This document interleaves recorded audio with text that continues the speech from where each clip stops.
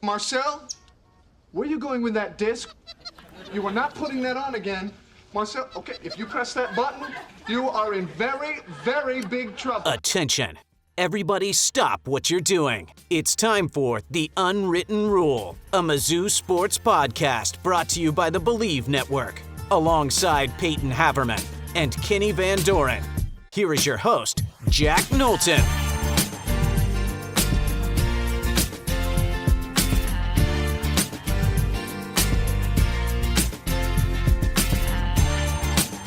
Welcome back to The Unwritten Rule presented by FanDuel. Today is Monday, April 6th, and we are going with an abridged format for Monday's show. We've got plenty to talk about, a few headlines across Mizzou athletics, which we will get to some of them in our headline segment and some of them in our Tigers in the Wild segment. That's right, folks. We're going to jump right into quick hits. Thought that, we could just kind of, frankly, we're recording this late on a Sunday night. We've all, had some travelings, had some busy times for the holiday and stuff like that.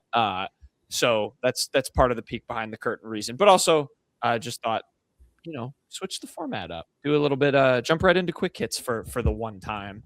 So that's what we're going to do. We also in the mere hour before we recorded this, found out we were going to have all three of us. We thought it was just going to be a two-man show. So that's an extra special treat for your Monday. So we'll roll right into it. We're starting with quick hits. It is the Monday quick hits. So we're going to start light before we dive into the Mizzou stuff. We've got Ken Sports Shorts. I feel bad. I came up with the Ken Sports Shorts right before we started recording. I asked Payton who the only two players on the top 250 scorers in college basketball history are that went to Mizzou. And so we did that off air, and the people are spoiled from that segment. I'm sorry, Kenny. I should have just given it to you, but we're going to do Ken's Sports Shorts with the Daily Dozen trivia. You got to say who it was. Don't leave the people hanging. It was Derek Chivas at 55, I think it was. The fifth, and at number 97 was none other than Marquez Warwick, who notably played his entire career at Mizzou. No, got most of those points, of course, at Northern Kentucky. Funnier still, who the guys after Derek Chivas and before Marquez Warwick was. At 96th was Danny Ainge, and at 57th was Graham Ike of Gonzaga, who played in college for about 255 years and still didn't pass Chivas because Graham Ike and Gonzaga could not get it done against the Texas Longhorns. So there you go. There's your bonus Ken Sports Shorts. If you guys had Danny Ainge on your college basketball team, would you play him more? That's exactly what that means. Yeah. That's exactly what that means. Basically, Marquez Warwick was Danny Ainge, and he was the ninth man in the rotation. Imagine if Mizzou added Danny Ainge as a behind-the-scenes guy. He'd be trying to – actually, maybe Mizzou would be worse because Danny Ainge would think we could tank for a top draft pick, and I don't know. He'd want to trade Mark Mitchell for 4 future first round picks like Danny Ainge did with Donovan Mitchell. He'd be trying to wheel and deal. Didn't Danny Ainge play professional baseball too? I think so. I think he did. I believe he was maybe drafted or had the offers. I just know he's always in the headlines as a GM now for Utah. All right, Kenny, Daily Dozen. Let's run through it. All right, yeah, it feels like we haven't done this in a while. Is that right? Feels like we've done it every week for the past month. All right, we'll start top left. NFL. The NFL question. A Hall of Famer and a 9-time All-Pro, Anthony Muniz, played left tackle for this AFC team from 1980 to 1992, helping them make 2 Super Bowls. Made 2 Super Bowls. I'm drawing a blank. Yeah, this is embarrassing that I don't know this offhand. It's not I don't know. It's definitely not the Bills. No, it wouldn't have. 92. No, but they went to 4 Super Bowls. 92 to 94, though. I think it was a little. I thought it was 90 to 94. But I mean, that would Broncos. No, because the Broncos. No, that was later. Oh, I mean, Elway did go to 2 before he won it, right? Didn't he go to 2 and lose, and then the third one he won? They won the 2 in later? the late 90s, and they got killed in one of them. Yeah. Would it be like...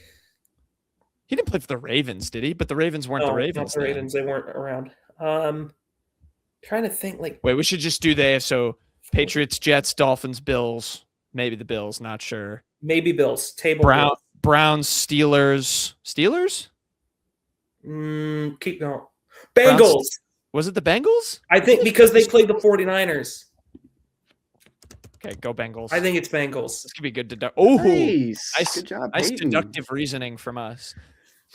College basketball. After going 31-0 and defeating UCLA on a half-court buzzer beater in the Final Four, Gonzaga got blown out by this school in the 2021 national title game. Wait. I do remember this because I won I won the South Second bracket pool. Because can I ask a bonus question for Payton on this one? Yeah. Mm-hmm. Can you name the starting 5 of this team, or how many members of the starting 5 can you name from this team? From the team that won? Yes. So, this is gonna sound dreadful because I think I know all 5. My cousins went to Baylor, and we were just talking about this team. And I just spoiled it. It's Baylor. I think Flo Thamba was in the lineup. Davion Mitchell, I believe, was in the lineup. There were a couple really fun guards on this team, and I can't think of who they were. Who were the rest? I can't remember the other 3. So I'm now forgetting the 4th one, but I think Jonathan Chachwa, the big, was in this starting 5. There was my guy, Mark Vital. Those are 2 deep cuts that if you're college basketball fans, I enjoyed both those players. And then you had the other 2. And now I'm forgetting the other guard because it was not Keontae George. That was later. But it's Baylor. Yeah, it is Baylor. I don't know. We'll come back to that if we can think of it. I had a friend in college at that time that was at Baylor, and he lit a couch on fire in the middle of a road. It's the only thing I remember. There you go. Only reasonable response to winning a title. We were at that tournament, all 3 of us. I remember Mark Vital because Mark Vital played power forward for that team and then got actually a training camp invite for the Seahawks. And I was like, wait, is that the same guy? It was the same guy. Very nice. I do remember that. College basketball. Again, after helping UConn win national titles in 2000 and 2002, this woman was drafted number 1 overall by the Seattle Storm and is the WNBA's all-time career assist leader. I'm going to feel bad. I don't know how to spell it. It's Sue Bird? In 2000, Sue Bird?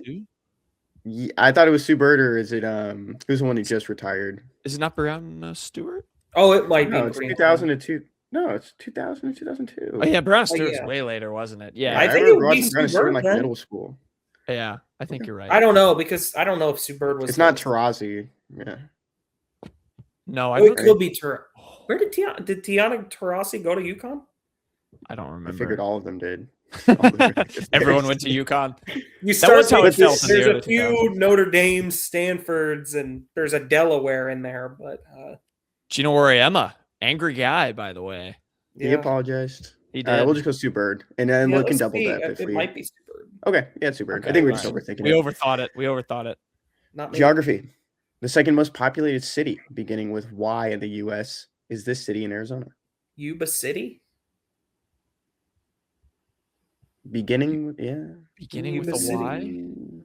What's the most populated city with a Y? Yellowstone. Yellowstone. That's a show. The only Y I can think of in Arizona is Yuba City. Go through some of those. All right. Go for it. I don't know. That would be really impressive. No, incorrect. Keep thinking about it though. What is the other Y? Think of some spring training complexes. I feel like that's the Flagstaff. Celebrity mashup. Is Yuba City in Arizona? I'm looking that up. Might be New Mexico. I don't know. I don't know who this is. Yuba City is in California. If it's not like right away on these ones, it's just not happening. I don't know. Let's move on. Yeah.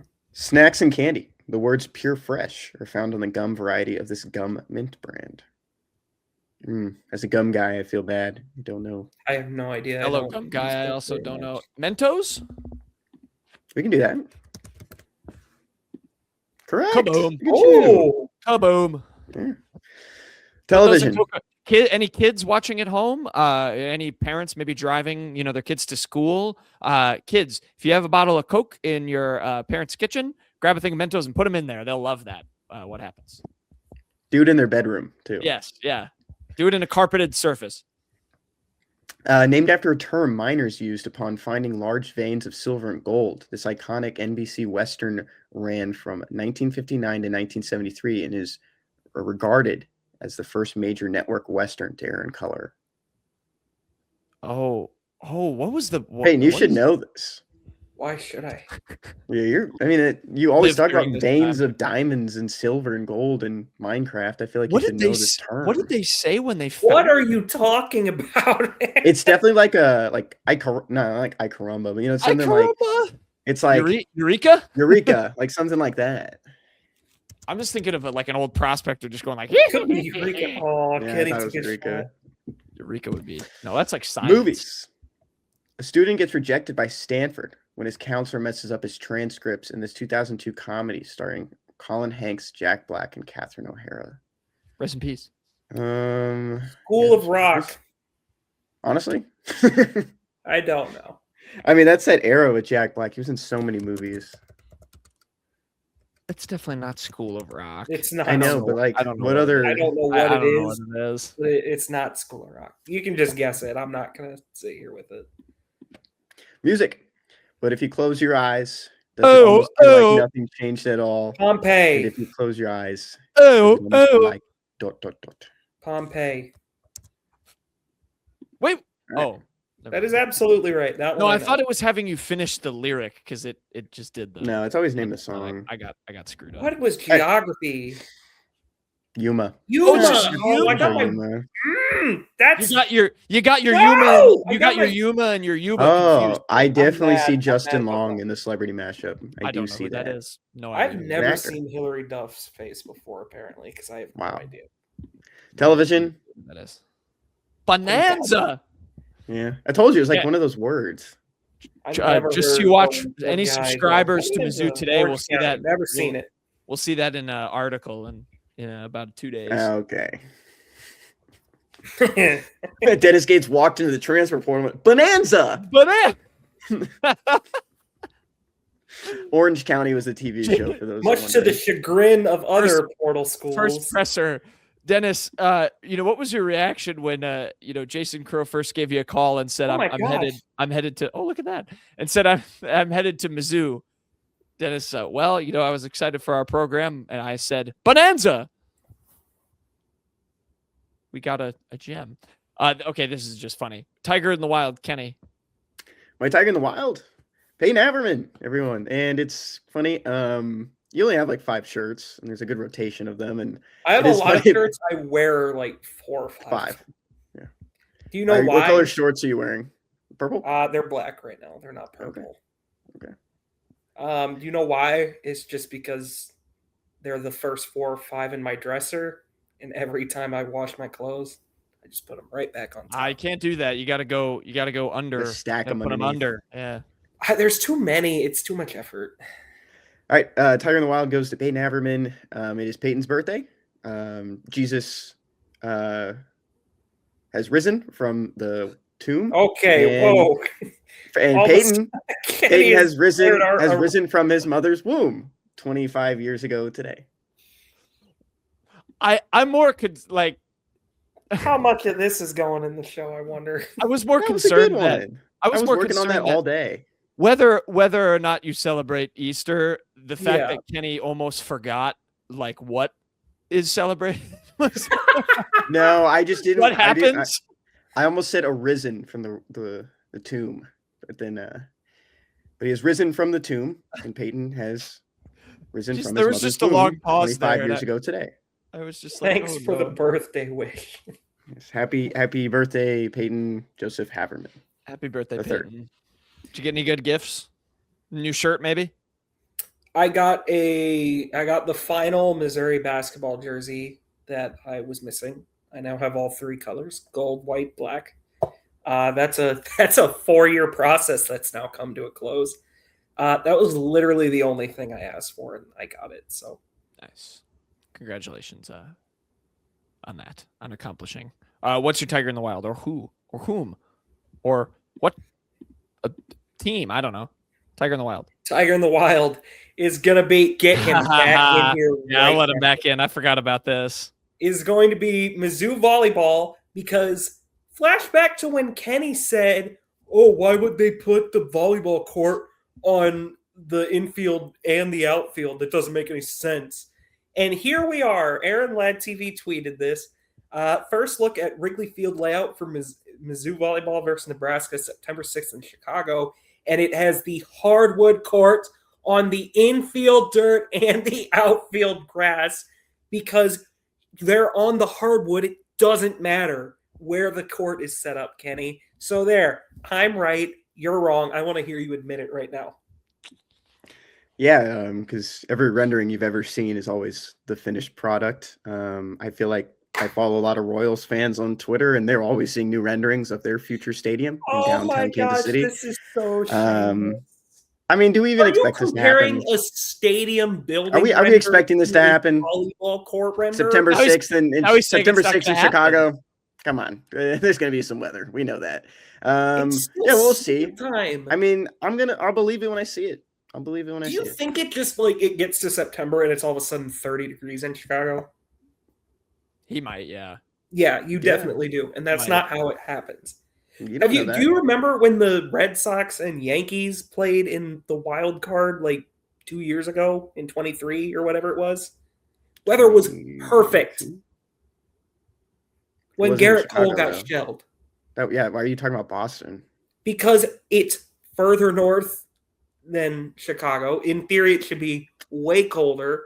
And guess what? It's not, Kenny. Lake effect. Lake effect.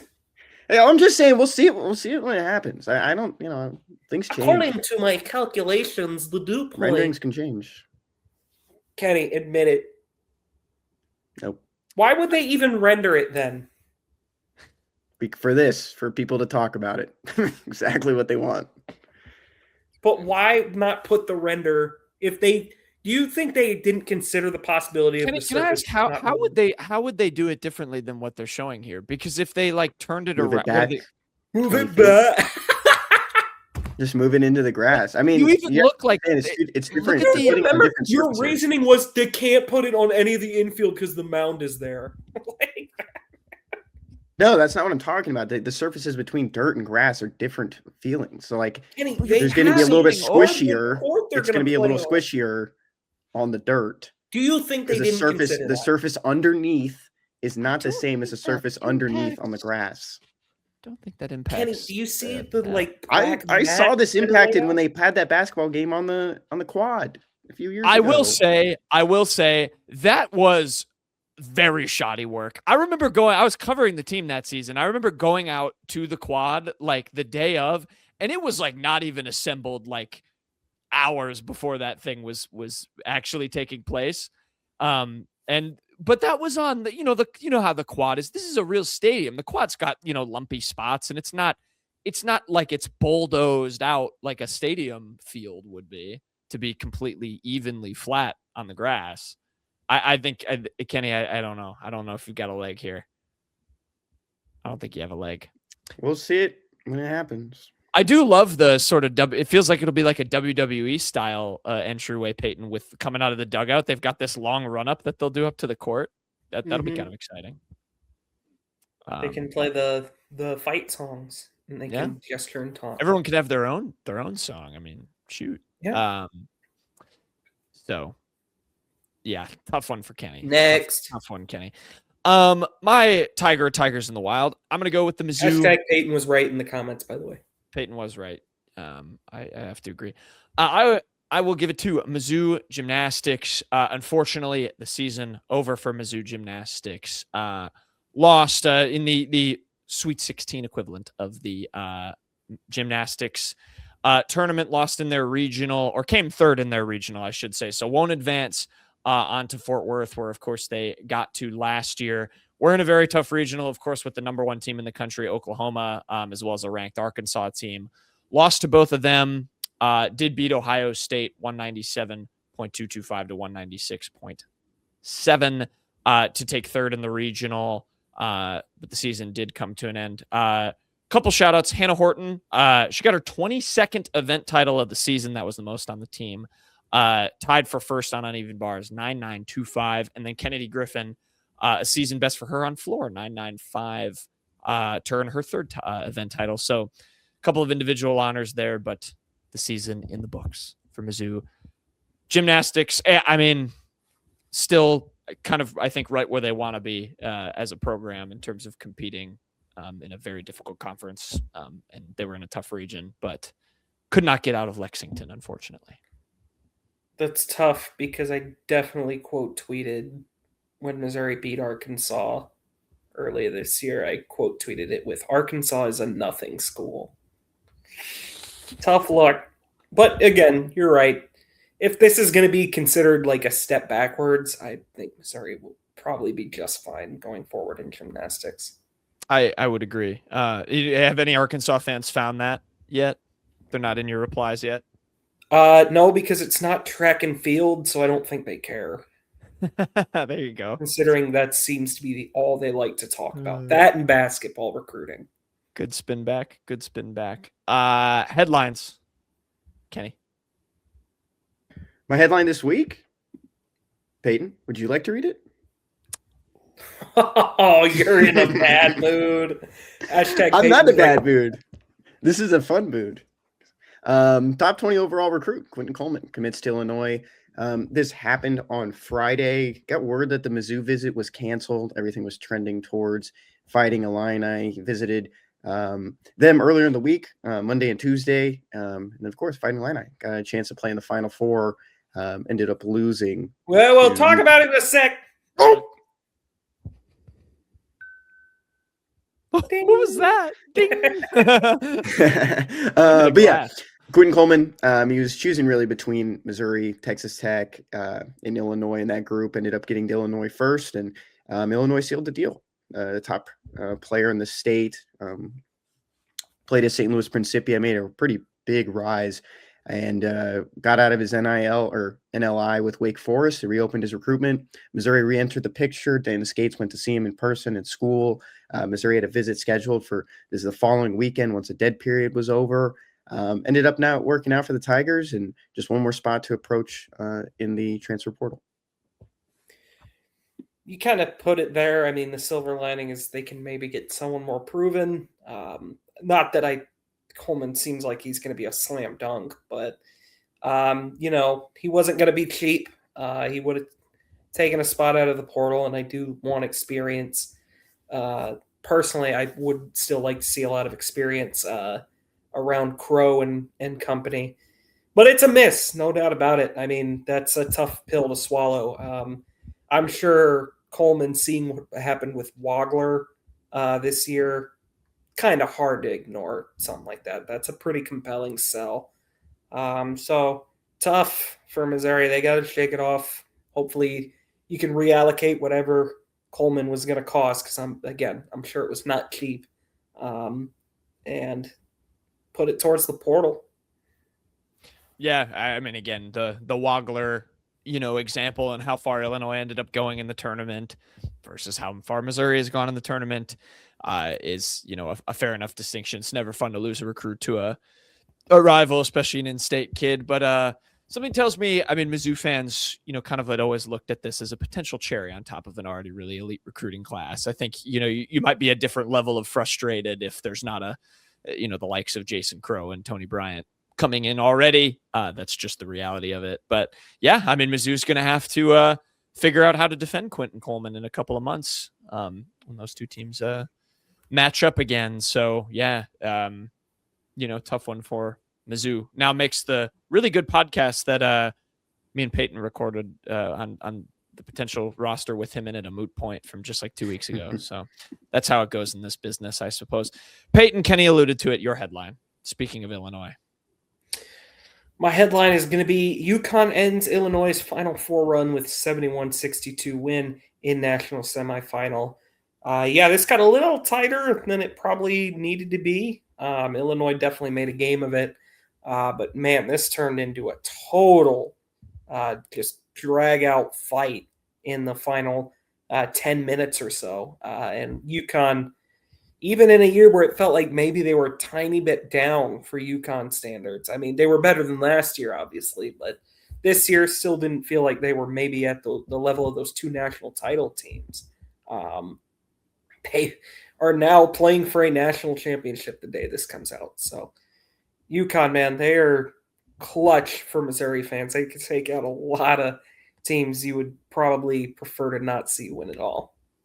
Yeah, I mean, I never really felt like Illinois was going to win this game. UConn led pretty much wire to wire, and held Illinois. They've kind of I think Hurley is it's like 5-0 or something against Illinois. Has kind of dominated them. Obviously, you go back to that game in 2024 where they went on the 30-0 run and beat them in the Elite Eight in that. So yeah, I mean, it's unfortunately, I know he's a very divisive character for some, but you have to start talking about him with some of the all-time greats and among the current head coaches, maybe the best of the bunch, especially if you can get a third title in 4 years. That is pretty. I think I saw Hurley's remarkable. 20-5 in the tournament. He is. Yep. Nuts. Yeah. One of the best winning percentages. And then just because I know my headline's different, the other game in this Final Four, Michigan. I mean, if Hurley's gonna win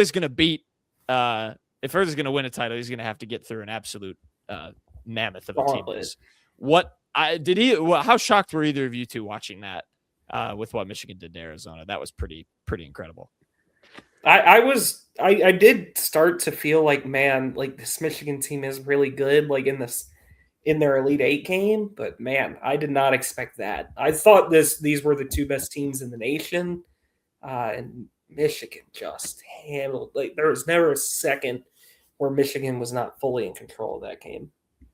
Yeah, all we kept hearing was like how healthy and kind of complete that Arizona team was. Did you guys feel like that was the longest first half of your lives? I just kept looking up, take forever because I mean, Michigan just kept built. Yeah, it was how much they were winning by. Yeah. I was like, oh man, they're probably going to get to 40-42 in this half, and then you're like, wow, they had a shot to get to over 50. They did it without Yaxel Lindeborg, or with a very limited Yaxel Lindeborg, which that'll be a narrative going into the championship, is of how much he's going to be able to contribute. But yeah, I mean, shoot, I guess the kryptonite of Arizona, that's what the one thing everyone was worried about was they don't shoot a ton of threes and can't shoot their way back into games if they get down by a considerable margin, and Michigan exploited it. They built a wall in the paint and didn't let any of those Arizona bigs in. Pete and Burries, they're two really good freshmen, were super ineffective. That was a hell of a performance. I've been thinking, I keep watching Mara play, and who could really use a guy like that? It feels like UCLA. I feel like UCLA could have maybe beaten that UConn team if they had him. I know that's kind of a random thought, but not where I thought you were going with that. I thought you were going to make a Trent Burns reference. Oh, there was a lot of. I think I texted one thing. Was it either Mara or maybe it was Terrace Reed for UConn? No, it was Mara. I think it was, he had a hook shot, and I was like, oh, he learned that from Burns. Yeah, there was a lot of. We don't probably need to unpack all of that discourse. Let Trent Burns be Trent Burns. Adai Mara, people thought this guy was going to be a lottery pick when he was like a 17-year-old in Spain. So let's just let them have their different development tracks and be and let's not say get Trent Burns in the off-season program Adai Mara has, and be fine. All right. Trent Burns is probably not going to be Adai Mara, guys. I don't hate the getting in the. Well, yeah, sure, get in the program, but I don't think it'll. Let's pump the brakes on saying, "Oh, Trent Burns is basically Adai Mara in waiting." Yeah, it's a tough. It's a tough comp. There was discourse happening on Twitter on Saturday night. But yeah, congrats to Michigan and UConn. That should be a fun game on Monday. You might know the result when you're watching this. All right. My headlines, I have two. There's not an easy way to transition into this first one, frankly, and I'm going to talk about Mizzou baseball as well. But there is one I want to bring up. This kind of came out Sunday earlier in the day when we were recording this. I'll read the KOMU headline. University of Missouri identity-based student organizations to lose designated funding. First of all, shout out to the reporters. Both, you can see the three on screen at KOMU. Pike Temple wrote a good article over at the Missourian as well about this. This is not easy stuff to report on. Those are, they did good jobs on both those articles. I read them, but I was pretty frustrated seeing this as an alum. Basically the news is that, several Mizzou organizations are going to lose kind of specific funding from the Division of Student Affairs. It's going to start in July. You can see the groups affected by it there. The Legion of Black Collegians is losing its designation as a student government organization on top of this.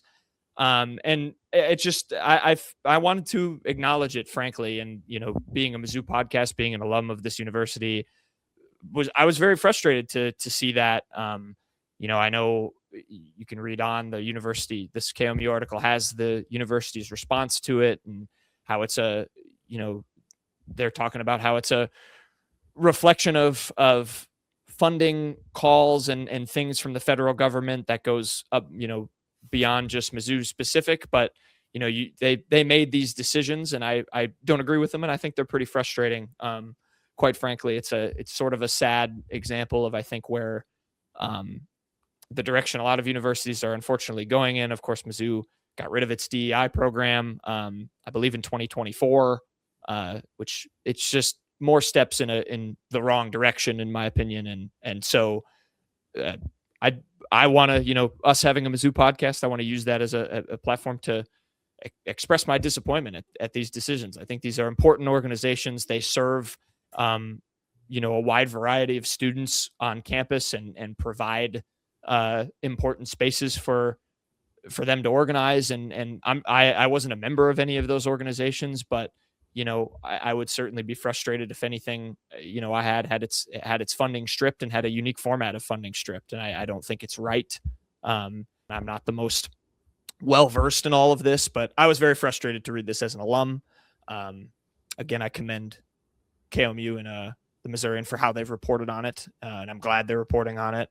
And, we'll see. Again, it's not an easy way to transition in or out of that, but I was very frustrated, as I know many current Mizzou students are as well. And keep using your voices, keep standing up to this and fighting for what's right.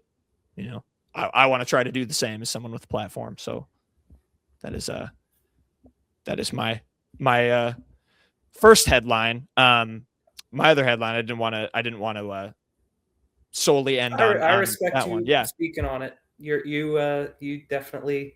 This is your podcast just as much as Kenny and I's. I respect that you had the courage to speak on it. So, yeah, I mean, I think it's an important thing to keep in light. It's important to, hold the powers that be in check and express when things that are displeasurable are going on. And I think that is one of them. So back in the athletics space for Mizzou, Mizzou baseball did take a series over a ranked Kentucky team. Shout out to Mizzou baseball. Got 2 wins over Kentucky, beat them on Friday and Sunday. Did lose 9-2 on Saturday, but 5-4 on Friday. A walk-off, Donovan Jordan RBI single in the top of the 9th. They had a 3-run third inning in that game. Not a walk-off. 11 hits as a team. Not a walk-off. Can't have a walk-off on the road. Because you're right, they're on the road. Sorry. Go ahead. I need your baseball guys. You baseball guys to keep me in check. Had a really good pitching performance too on Sunday. Juan Villarreal, 3 shutout innings after coming in the 5th. Eli Skidmore got 2 more during the save for Mizzou on Sunday. Mizzou has now matched its 2025 SEC win total in 12 games. Last year, it took them 27 to reach 3 SEC wins. Step in the right direction, boys. You guys can speak on it. I'm sure much better than I can. But it's tough. The standards that are set in the SEC. I know, you don't want to be proud of still a sub 500 season, but feels like, inching forward, good pitching staff. Those are things to cheer for. Yeah, the pitching certainly seems much improved. I understand the frustration some express around the baseball program that we have to be pretty happy with 3-8, or what are they now? 3-9. But man, this is just the reality of the situation. 3-9 in the SEC. They're just not equipped to compete in baseball in the SEC right now. And I don't think they're going to be anytime soon. So I think even working to getting to like 10 to 12 wins in the SEC, that'd be a pretty massive win for them. I did see people were kind of probably more joking than anything, but like people were calling Missouri like a sleeper to make the regionals. I don't think that's actually the case, but certainly positives. Seeing them win a road series against a ranked team is not nothing at all, even with baseball being as random as it is. Maybe they just need to keep playing random. Yeah, Kenny's AJ Hawk in the show right now. Anyways, this one comes from our favorite TV series, The Today Show. Guys, where do burgers go dancing? This is a dumb one. The beefco tech. The meatball. The Boom! meatball, yes. Oh! Well done, Kenny. Boom! Wow. They say I'm just AJ Hawk on this show. Yes. Where do burgers go dancing? At the meatball. Shout out Sarah Lemire for the joke. And yeah, that should be it. I think that's it. I'm just kidding, Kenny. You didn't think I'd forget, would you? 2019 Washington National of the Week. I think you should do a Red Sox of the week, given his hat. Yeah, because he's a Red Sox fan. Kenny, do you have any guesses? No, I feel like we're getting close to the more meat of the team, though.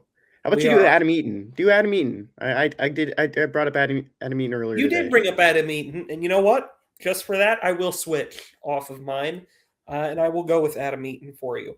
Adam Eaton, of course, in one of the more funny trades we've seen, came to the Nationals. He was traded for Giolito and Reynaldo Lopez, and I think Dane Dunning was in that deal. Dane Dunning was then later dealt. It's a big web. This you can make out of the trade that brought Adam Eaton to the Nationals. He was pretty up and down as a National, but his best year certainly was 2019. He had a 1.8 B-WAR season in 151 games, which is not fantastic, but 101, 105 OPS plus, certainly solid enough.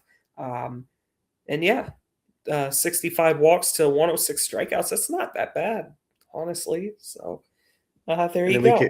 Let's do the celebration that he did. Do you remember the celebration, Howie Kendrick, and I think, was it him that would do? Was Adam Eaton? That's what I was just doing. Okay, because I remember they'd go, they'd shift gears and everything. Yeah. You're a big Howie Kendrick guy, yeah? Good Selly. Just put Will Harris into the game to face Howie Kendrick. There you go. It's okay, Kenny. Miss Diaz, Game 1, 2022 World Series, ring a bell? Oh, and now I'm apparently doing the outro. Producer Kenny has had enough of the Washington National Player of the Week, 2019 Washington National of the Week segment. Thank you everyone for watching and listening. Please go subscribe on the YouTube if you're watching. Throw a comment. I don't know, your reaction to the national title game. I wonder who's going to win. I think it's going to be Michigan. So hopefully I don't look like an idiot when you guys are listening to this on like a Tuesday and UConn won. We will have, I'm sure, more Mizzou news and happenings coming up in the coming week. Transfer portal is going to open for hoops. Kenny's going to be a busy man as Dennis Gates assembles the dream team for the 2026-27 season. We'll talk all about it, and we will see you all next time.